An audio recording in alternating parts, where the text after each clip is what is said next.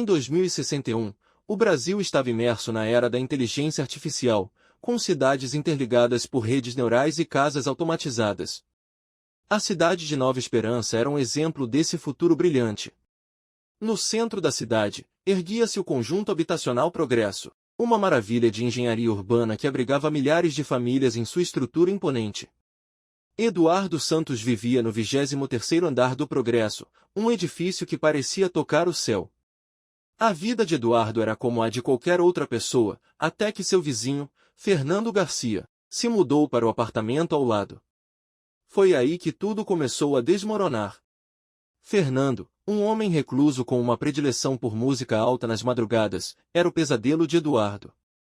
No início, Eduardo tentou lidar com isso de forma civilizada, batendo à porta de Fernando e pedindo gentilmente que baixasse o volume. Mas a gentileza não funcionou. Fernando apenas ria e aumentava o som. Os conflitos se tornaram frequentes, e Eduardo não conseguia mais suportar. No calor do momento, ele chegou a chamar a segurança do Progresso, que apenas aconselhou paciência. A situação estava fora de controle, e Eduardo sentia-se como um prisioneiro em seu próprio lar. Finalmente, numa noite de insônia devido à música alta de Fernando, Eduardo cedeu à fúria. Ele irrompeu pela porta de Fernando, gritando e ameaçando. Foi um confronto feio, que terminou com Eduardo sendo levado pela segurança e acusado de agressão. Ele foi condenado a cumprir pena numa clínica de reabilitação para controle de raiva. A Clínica Serenidade, escondida nas profundezas de Nova Esperança, era um lugar sombrio e assustador. As paredes eram frias e impessoais, e a vigilância eletrônica era constante. Eduardo foi submetido a um regime rígido de terapia e medicação. Ele estava determinado a passar por isso e voltar para casa, onde esperava retomar sua vida.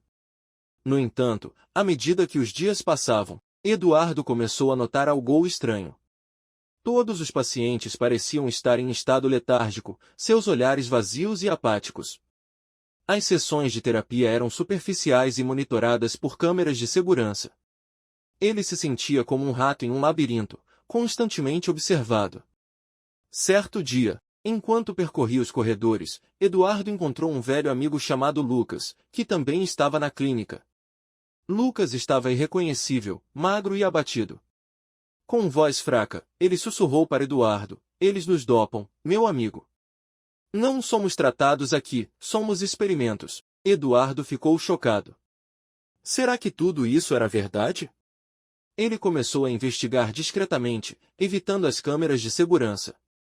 Logo, ele descobriu provas concretas de que os pacientes estavam sendo medicados com uma substância misteriosa. Numa noite, Eduardo entrou na sala dos computadores da clínica, onde descobriu documentos eletrônicos que revelavam a verdade. O Progresso, o conjunto habitacional onde morava, estava envolvido em um projeto secreto de observação social. As clínicas de reabilitação eram uma fachada para experimentos de controle de comportamento humano. Eles usavam drogas para manter os pacientes obedientes e submissos, enquanto monitoravam cada aspecto de suas vidas. Eduardo sabia que precisava escapar e revelar essa conspiração ao mundo. Com a ajuda de Lucas, eles elaboraram um plano ousado. No entanto, o escape foi complicado. A segurança eletrônica do Progresso era impenetrável. Lucas, que havia desenvolvido habilidades de hacking enquanto estava na clínica, conseguiu burlar os sistemas de segurança, permitindo que Eduardo e alguns outros pacientes escapassem. Eles conseguiram sair da clínica e se esconder nas sombras de Nova Esperança. Eduardo tinha provas suficientes para expor a conspiração, mas sabia que precisava de ajuda externa. Com a ajuda de Lucas, eles entraram em contato com um jornalista independente, Rafaela Mendes, que havia investigado o Progresso em busca de histórias obscuras. Rafaela ficou chocada com as revelações de Eduardo e Lucas. Ela se comprometeu a expor a conspiração e a derrubar o poderoso Progresso. Eles trabalharam incansavelmente, reunindo evidências, entrevistando os pacientes e infiltrando-se em sistemas de computador secretos. Conforme a investigação avançava, Rafaela descobriu que Fernando Garcia, o vizinho de Eduardo, também tinha sido uma vítima da conspiração do Progresso. Ele havia sido colocado em uma clínica ainda mais sinistra, onde sua mente foi completamente controlada pelas drogas e pela vigilância eletrônica. Finalmente, a reportagem explosiva de Rafaela foi publicada. A conspiração do progresso foi revelada ao mundo, chocando a nação e levando a uma investigação oficial.